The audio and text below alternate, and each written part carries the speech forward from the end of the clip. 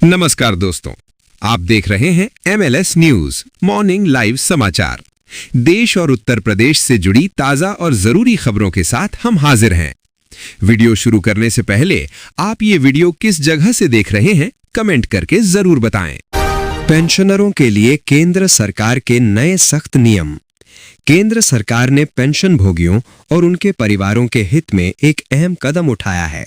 अब पेंशनर या family pensioner के निधन के बाद पेंशन भुगतान आदेश यानी PPO को लेकर प्रक्रिया और सख्त कर दी गई है। सरकार ने साफ किया है कि रिटायरमेंट के बाद पेंशन में किसी भी तरह की मनमानी कटौती या रिकवरी नहीं की जा सकती। इसका मकसद बुजुर्ग पेंशनरों और उनके परिवारों को अनावश्यक परेशानी से बचाना और व्यवस्था में पारदर्शिता लाना है। सरकार का कहना है कि पेंशन पेंशनरों का अधिकार है, कोई दया नहीं। UPI न्यू अपडेट 2026, बड़े बदलाव की तैयारी। डिजिटल भुगतान की दुनिया में UPI एक बार फिर चर्चा में है। UPI न्यू अपडेट 2026 को लेकर सरकार और NPCI कई अहम बदलाव करने जा रहे हैं।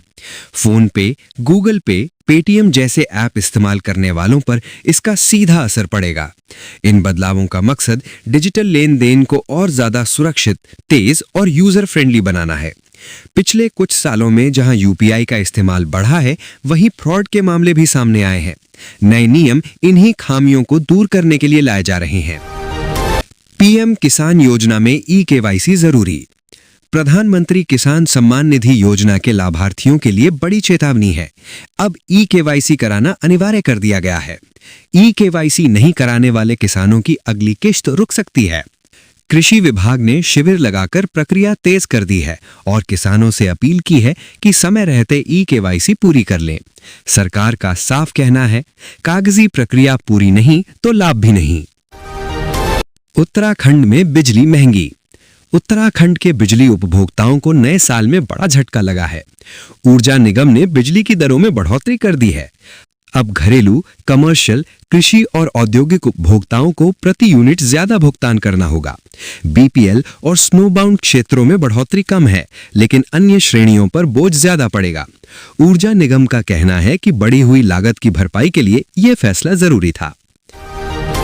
नया आधार कार्ड, प्राइवेसी होगी ज्यादा सुरक्षित। आधार कार्ड को लेकर सरकार अब तक का सबसे बड़ा बदलाव करने जा रही है। नया आधार कार्ड ऐसा होगा जिस पर नाम, पता या जन्म तिथि जैसी जानकारी नहीं छपी होगी। कार्ड पर सिर्फ फोटो और एक QR कोड होगा जिसमें सारी जानकारी सुरक्षित एन्क्रिप्टेड फॉर्म में रहेगी। इस बदलाव का मकसद आधार के गलत इस्तेमाल को रोकना और लोगों की निजता की सुरक्षा करना है। देश भर में बैंक हड़ताल का असर। सरकारी बैंकों में एक दिन की हड़ताल का ऐलान किया गया है। हालांकि छुट्टियों की वजह से आम लोगों को 4 दिन तक बैंकिंग सेवाओं में परेशानी हो सकती है। नकद लेन देन, चेक क्लियरेंस और अन्य जरूरी काम प्रभावित हो सकते हैं। लोगों को सलाह दी गई है कि जरूरी बैंकिंग कार्य समय रहते निपटा लें। गांवों में खुलेंगी डिजिटल लाइब्रेरी। उत्तर प्रदेश के ग्रामीण युवाओं के लिए बड़ी खुशखबरी है।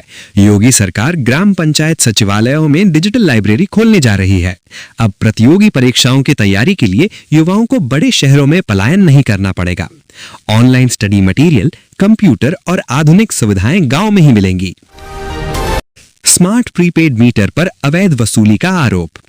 उत्तर प्रदेश में स्मार्ट प्रीपेड मीटर लगाने के दौरान उपभोक्ताओं से नियम विरुद्ध सिक्योरिटी राशि वसूली का मामला सामने आया है।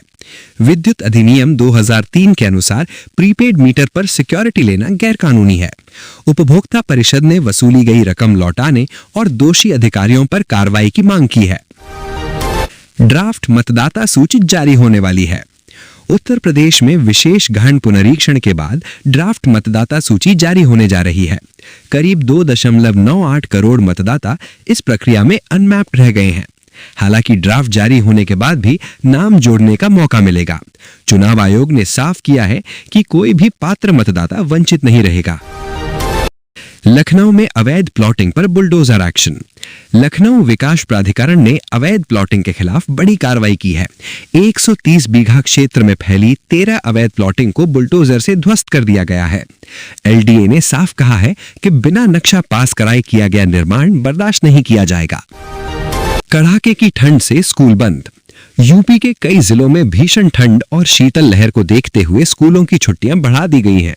लखीमपुर खीरी में इंटर तक के स्कूल 14 जनवरी तक बंद रहेंगे। हालांकि प्रैक्टिकल और प्री बोर्ड परीक्षाएं तय समय पर कराई जाएंगी।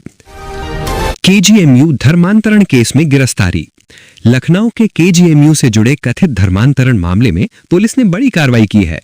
आरोपी डॉक्टर के माता-पिता को गिरफ्तार कर लिया गया है।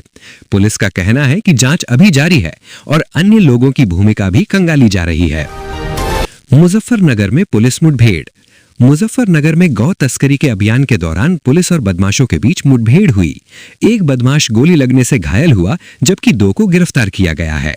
पुलिस ने साफ कहा है कि अपराधियों के खिलाफ सख्ती जारी रहेगी। मऊ स्टेशन पर बम की सूचना से हड़कंप। मऊ रेलवे स्टेशन पर काशी एक्सप्रेस में बम होने की सूचना से अफरा तफरी मच गई। यात्रियों को सुरक्षित बाहर निकाला गया और ट्रेन की गहन जांच की गई। हालांकि जांच में कोई संदिग्ध वस्तु नहीं मिली और सभी ने राहत की सांस ली। डी रेगुलेशन 1.0 में यूपी देश में नंबर 1। उत्तर प्रदेश ने केंद्र सरकार के डी रेगुलेशन 1.0 कार्यक्रम में देश में पहला स्थान हासिल किया है। राज्य ने सभी 23 सुधारों को पूरी तरह लागू किया है। सरकार का कहना है कि इससे यूपी निवेश के लिए और ज्यादा आकर्षक बनेगा और $1 ट्रिलियन की अर्थव्यवस्था का लक्ष्य मजबूत होगा। ये थी आज की जरूरी खबरें। वीडियो पसंद आए तो लाइक करें और शेयर करें। MLS न्यूज को सब्सक्राइब जरूर करें ताकि हर जरूरी अपडेट आप तक पहुंचती रहे। फिर मिलेंगे अगली खबरों के साथ। धन्यवाद।